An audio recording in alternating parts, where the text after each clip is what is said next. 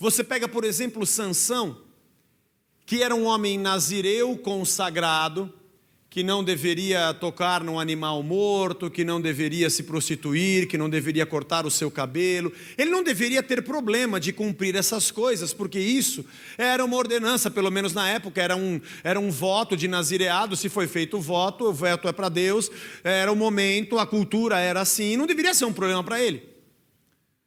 Mas ele preferiu pegar o favo de mel, tocar no animal morto, se prostituiu com Dalila, deixou que ela cortasse o seu cabelo. Na verdade ele pecou, ele se desligou de Deus. Ele não teve problema de fazer o que era errado. Tipo, quando apareceu o pecado e a coisa ruim e a sacanagem, ele não tropeçou nessas coisas, ele transitou muito bem no meio delas, como se aquilo não o incomodasse. Em contrapartida, o voto de nazireado, o voto de santificação, aquilo que era bom, perfeito, agradável, enviado dos céus para que ele tivesse uma vida abençoada, era um problema. Ele não se dava muito bem com aquele negócio. Pô, eu olho no espelho e quero meter a tesoura. Pô, passou a mina, eu não estava aguentando, ela... Como ela chama? Dalila? Ele não conseguia estar bem, confortável no lugar da sua base. E não podia construir sobre o rochedo que era o Senhor, porque ali não era um ambiente, um habitat natural para ele. E aliás, para andar naquele ambiente, ele sempre tropeçava. Como é que está a nossa vida? Quando a gente quer ser honesto, tem que forçar a barra para ser honesto. Quando nós queremos ser corretos, a gente tem que fazer força para ser correto. Tipo assim, mal-humorado, cara feia, para eu dar um aperto de mão no meu irmão e sorrir para ele, é uma coisa forçada. Quando eu era garoto, eu cantava aquela música: aperte a mão do seu irmão e dê um sorriso para ele. Eu sei que a música era chata. E tinha aquela ainda: como vai, visitante, como vai? A nossa amizade nunca sai. Olha que coisa. Faremos o possível. Tem coisa que não dá para fazer. Faremos o possível para sermos bons amigos. Como vai? Tem coisa que não é possível, mas tudo bem. A gente não gostava. É forçada a barra. Tipo assim, se alguém tiver mal e você tiver aqui na casa, tem que ir lá visitar, tem que ir lá que orar, tem que ir lá. É difícil. Você tropeça nessas coisas. É difícil você não falar palavrão, já saiu. É difícil segurar.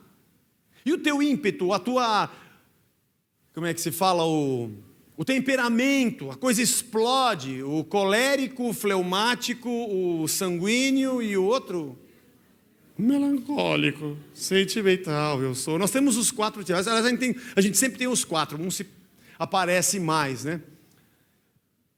Você consegue ter o mesmo sentimento que houve em Cristo Jesus? Para você orar na tua casa com os teus filhos, na hora do almoço, é o parto da montanha. Para você conseguir fazer as coisas que Deus quer, é difícil, e você tropeça nelas.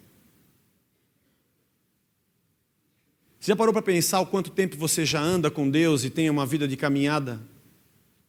Em igreja, não vou nem falar de andar com Deus. Quanto tempo você é convertido? E quantas coisas na minha vida, na sua vida, não são resolvidas ainda? Quantas coisas do nosso comportamento ainda são iguais do jeito que a gente era quando a gente converteu? Porque nós não conseguimos, nós ainda tropeçamos na pedra que é a nossa base, nos ensinamentos e nas coisas boas. Tem pregações que a gente não gosta de ouvir, porque elas falam verdades que nos ofendem, e Deus me ofende. Me ofende porque Ele fala a verdade do meu pecado e eu não quero mostrar. A gente ainda tem dificuldade de se abrir, pedir perdão para alguém que a gente cometeu um mal. Aliás, nós temos caráter cristão suficiente para dizer: Deus, eu pequei, me perdoa. Será que nós temos isso para olhar nos olhos de quem a gente precisa e falar: me perdoa, eu não devia ter feito isso, eu sou um idiota? Eu estava contando aqui que hoje de manhã, que essa semana a gente tirou uma semaninha de descanso, e aqui no interior num hotel, e uma pessoa puxou papo comigo, puxou papo, jogando ping-pong com as crianças, sabe? Puxou papo e eu... Puxar papo comigo, eu não conheci esse cara, não conheci esse cara. Não. Aí depois eu parei e falei, eu sou um idiota. Eu falei, pior do que um idiota, eu sou um pastor idiota, porque um pastor idiota é mais idiota do que um idiota. Porque ele não podia ser idiota. E eu falei, o que eu... Sabe, eu nem conheço o cidadão, ele está ali com os filhos dele. Olha que chance de eu fazer amizade. Eu não sei puxar papo, não sei, eu sou um caipira, não consigo conversar com ele. Desculpa os caipiras, nada contra. Os caipiras são minha mãe é do interior de Minas, eu gosto muito. Eu estou falando assim, aquele jeito... bicho do mato, isso, Cris, bicho do mato. E eu falei, eu sou um pastor idiota. Aí na segunda oportunidade eu conversei com ele uns 40 minutos. E falei, e bateu papo, e conversou, falei um monte de coisa. E de São Paulo, e do clima. E ele perguntou o que eu era, eu falei que era pastor, era evangélico, que tinha uma banda. Eu falei, ele não vai levantar a mão, se converter aqui na hora, tudo bem, mas se eu puder mudar a imagem de um evangélico para ele, um dia ele querer entrar numa igreja, e, poxa, conheci aquele cara, era um cara legal. Por que a gente é tão difícil? Por que a gente tropeça nas coisas que são boas? Por que a gente tropeça na rocha? Por que nós tropeçamos em Cristo? E por que nós não tropeçamos nas coisas ruins? Essa é uma pergunta que nós temos que nos fazer todos os dias. Por que eu estou tropeçando nas coisas que deveriam ser comuns para mim? Existem coisas na tua vida que ainda não são naturais? Existem pensamentos, raciocínios e pecados que você ainda carrega com você e você lida mal com essas coisas? Uma outra pergunta: tem algum assunto na tua vida mal resolvido entre você e Deus e na tua vida cristã? Mas a pergunta mais temida é essa: por quê?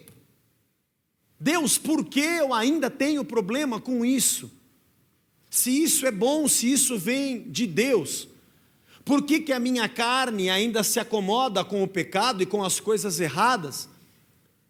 Porque diz a palavra lá em Gálatas, no capítulo 5, de que o fruto da carne são porfias, inimizades, né? Fala a respeito de tudo quanto é pecado, a mentira, a calúnia, é chocarrice, é a fofocaiada, é a nossa sensualidade, é tudo que é tranqueira que está no ser humano. Mas Paulo diz, agora o fruto do Espírito é amor, paz, temperança, domínio próprio.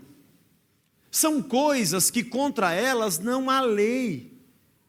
E nós não poderíamos tropeçar nessas coisas. Porque nós não temos problema em fazer o que o diabo quer. E por que nós temos problema em fazer o que Deus quer? Eu não acho que esse é o culto que nós vamos resolver a nossa vida. Mas se nós sairmos daqui com uma interrogação na cabeça, para dizer, Senhor, por que eu sou assim? Como dizia o Cazuza, por que a gente é assim? Por que a gente ainda é assim?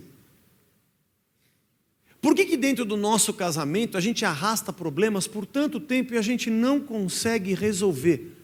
Não dá para mudar, não dá para um pedir perdão e o outro aceitar e vice-versa. Não dá para praticar o que está escrito. Por que a gente não consegue? E por que eu tenho dificuldade quando Deus me pede algo? Eu acho interessante quando José, depois de vendido pelos seus irmãos, estava no Egito, já fazia bastante tempo, o pai pensando que ele morreu, os irmãos nunca iam contar a verdade, ele era escravo, ele entrou ali sem passaporte, pela porta dos fundos, vendido como escravo, chegou num país estranho, de uma língua estranha, já meteram uma corrente no pescoço dele, já botaram o cabra para trabalhar que nem doido. De repente, no meio daquilo tudo, ele ainda consegue prosperar, sabe, o Potifar gosta dele, coloca ele para trabalhar no escritório da casa, vira administrador dos bens. Diz a Bíblia que Potifar não sabia de nada dos negócios na casa, a não ser o pão que estava na mesa dele, ele só sabia que sentava e comia. José cuidava de tudo. Devia até ele poderia ser um cara revoltado, porque ele foi vendido com 17 anos. Não tinha muita informação e nem formação na cabeça, podia pensar, pô, que papo é esse? Tive um sonho que Deus ia me fazer um cara grande, e aí eu me afundo aqui, estou largado. Meu pai pensa que eu morri, meus irmãos não vão falar a verdade, estou sozinho, ninguém vai me procurar, nem sabe quem eu sou, não sabe nem onde eu estou, para dizer a verdade, eles nem sabem onde eu estou. Aí eu estou aqui, me virei, cresci, agora estou aqui trabalhando, agora esse Potifar viaja, a mulher dele está em cima de mim, meu. Eu já tenho uma cama boa, trabalho no escritório, ainda posso ter a mulher do chefe, ganhar uma pantufa dele usada no final do ano, quando ele trocar, pegar o... Não é não? E se eu pego o hobby dele, tem um P de Potifar, depois eu tiro o bordado, coloco um J de José, sabe? Dá pra gente, ó, é a vida que eu pedi a Deus. Mas José tinha problema de fazer essas coisas. E quando a mulher deu a chance para ele tropeçou. Acho que quando ele chegou no quarto e os camaradas encontraram com ele, falou: José, você já voltou, mano? Não, é que Potifar não está em casa. Então, por isso que eu achei que você ia demorar. Você é o cara, mano. Você, José, é a bola da vez. Novinho. Desculpa, é que tem uma fila aqui que já andou. Você não é o primeiro. Não é, galera? E não é o último. E você também não é o último. Que bobeira, cara. Ninguém está vendo. Como é que é? Deus? Que papo de Deus? Que Deus é esse que te botou no posto e vendeu como escravo? Você está longe da família. Olha disso, meu. José, se liga, mano. Sei não, José. Está esquisito, hein, José? Ô, José, você não gosta do negócio? Que negócio que é esse? Estou estranhando, hein, José? Podia passar por tudo. Podia ser achincalhado de um monte de coisa. Mas José disse: eu não, sabe o que, mano? Eu não consigo fazer isso. Eu me sinto como que traindo a Deus e traindo a Potifar. Eu não consigo andar nesse terreno que vocês andam tão facilmente. Eu não me dou bem. Eu tropecei, cara. Eu amarelei, eu pisei na bola. Eu não consigo fazer isso. Prefiro morrer. Você deve ser um otário, porque agora essa mulher aí vai inventar, ficou com a capa na mão, vai mandar você preso. Agora é que tua vida acabou, que você vai morrer com a boca cheia de formiga naquela prisão. Aí que nunca ninguém vai te pegar e vai te salvar, porque você vai ser acusado pela mulher de um oficial do rei. Você não tem nem advogado de defesa, é a palavra dela contra a tua. Você morreu na prisão, vai mofar lá até o fim da vida. É tonto mesmo. Posso te falar um negócio? Acho que eu consigo transitar bem nessa prisão. Eu fico em paz, meu, mas eu não vou conseguir fazer isso. E ele foi mesmo preso. Que interessante, meu. As duas oportunidades, elas andam juntas. É você que decide em qual delas você vai se dar bem, em qual delas você vai tropeçar. Em qual delas você transita confortavelmente, em qual delas você não tem conforto e não tem paz em ficar. Eu acho que essa é uma pergunta que nós temos que fazer todo dia para nós. Isso não é só no caso de um cara que foi trair o seu patrão e transar com uma mulher ilicitamente. Quando a gente fala uma mentirinha, quando a gente faz uma fofoquinha, quando a gente pensa mal de alguém, quando a gente fala coisas que não deveria falar, quando passa no nosso sentimentos que a gente não deveria ter, as invejas e os resquícios da carne que não deveriam estar conosco, coisas do velho homem que não deveriam estar presentes na nossa vida, a gente tem que se perguntar: como é que isso aqui é bom para mim? Como é que eu acho gostoso fazer isso? Não pode, isso tem que estar uma minhoca na nossa cabeça. Aliás, tem que ter um minhocário na nossa cabeça e um pulgueiro atrás de uma de cada orelha. O que está acontecendo comigo? Que eu estou achando bom andar nesse terreno, não tropeço no pecado e tropeço em Deus. E quando alguém me diz sobre honestidade, seriedade, santidade, palavra de Deus, eu sempre arrumo uma outra interpretação da Bíblia para dizer que aquilo não é daquele jeito. E que na verdade eu não posso cobiçar a mulher do próximo, mas se ele não estiver próximo, aí eu acho que eu posso. Então eu sempre arrumo um subterfúgio para fugir da palavra, para escapar daquilo que é de Deus, e acabo tropeçando naquilo que eu não poderia tropeçar. Meu problema sou eu. Deus não é meu problema. Eu já vi gente falando assim, sabe que os evangélicos, tem algumas coisas na igreja que eu não me dou bem com isso, com aquilo. Você não está bem com você, porque as coisas de Deus são boas. Você tem que se resolver. É interessante que nessa onda de batalha espiritual, onde tudo é demônio, eu me vejo combatendo e orando contra tudo quanto é capeta, pelos nomes: o Exu, caveira, caboclo, o sete pena, o sete chave, o pônei maldito. É muito engraçado o pônei maldito, né?